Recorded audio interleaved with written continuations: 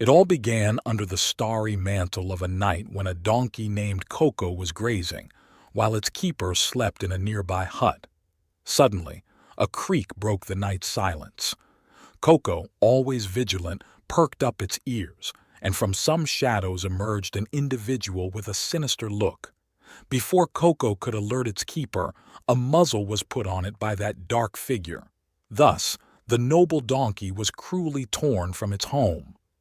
The man took Coco to a place of despair and pain, a vast and barren land where even the air seemed poisoned. There, numerous skeletal donkeys wandered around the mills, their eyes empty and desperate. And this seemed to be the fate awaiting poor Coco. The masters of that hell were a group of brutal thugs who embodied cruelty and greed. They forced the donkeys to work incessantly, providing them barely enough water and food to keep them alive, while whipping them to exploit them to the maximum. Coco, with an indomitable spirit, tried to escape on several occasions, but it was always impossible. The attempts brought the little donkey only brutal beatings. Every blow, every wound seemed to take away a little more of its inner strength. In less than a week, Coco found himself on the verge of resignation. However, fate had a different path in store for him.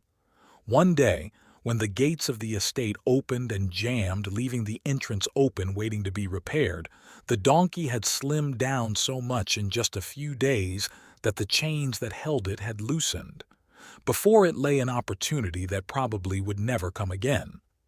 However, the fear of further punishment made Coco hesitate, and it preferred to turn away to avoid that temptation. It was then that a heron with feathers as white as snow and eyes full of wisdom said to him, "What are you doing, boy? You can't miss this opportunity." The heron, who had watched everything from the branches of a nearby tree, encouraged Coco so insistently that in the end, the donkey found the courage to seize the opportunity. Without much effort, it freed itself from the chains and fled the estate. The heron flew by its side. However, the thugs did not stand idly by. They mounted their horses and began to chase the poor donkey. At that moment, it seemed like the world was conspiring against Coco as a heavy rain began to fall, as if those men had summoned the storm on purpose to erase Coco's only chance of freedom.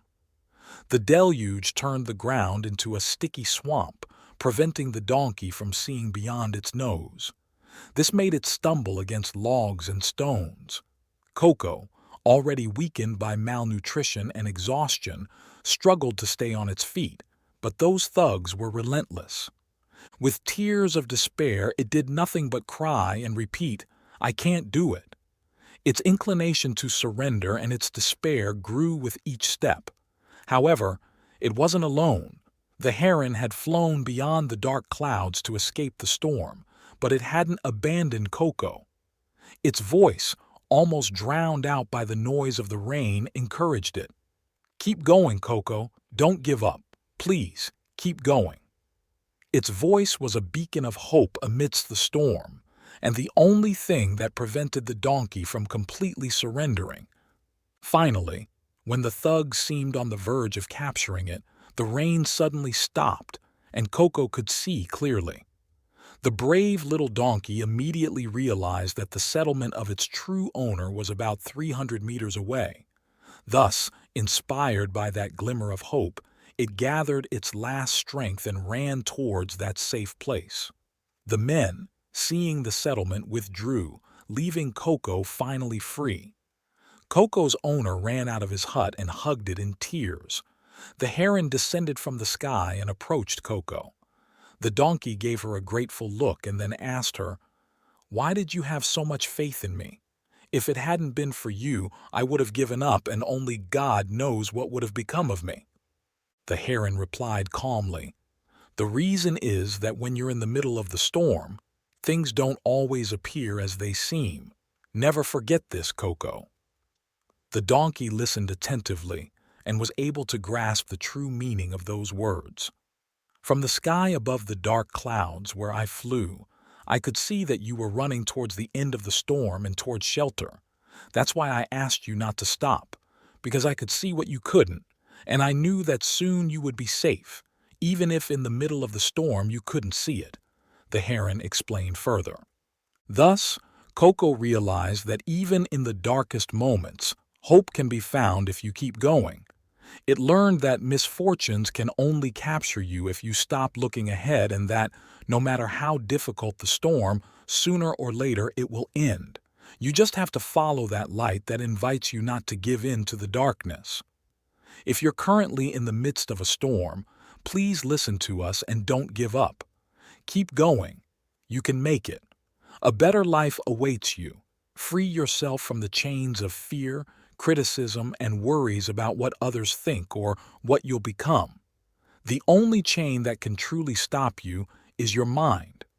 Consider this story that allows you to soar a little above the clouds of the storm so that you know that freedom is waiting for you. You have all our support, and if you enjoyed this story, know that many more are coming and will fascinate you. So start now, don't delay, and join us as we're already on this journey for the nourishment of mind, soul, and heart. Don't delay, and never give up. Let us know in the comments what you think of this story, and if you've ever felt like Coco. If you liked the video, don't forget to subscribe to the channel so you don't miss the next content. Also, activate the notification bell and we'll see you in the next video.